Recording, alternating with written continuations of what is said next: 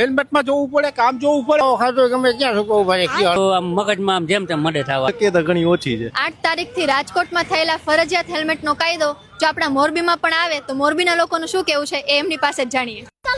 રાજકોટમાં નિયમ આવ્યો ફરજિયાત હેલ્મેટનો, એવો મોરબીમાં આવે તો લોકો એનું પાલન કરે ખરા? પાલન ન કરે.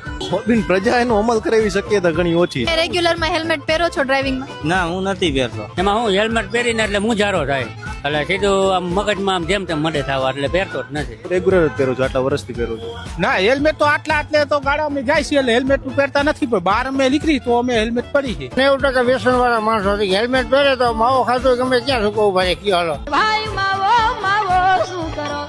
રોડ ક્યાં ખાડા છે તમે જોવો ને, હેલ્મેટ પહેરીને હાલે તો ખાડામાં ગરી જાય કે શું થાય?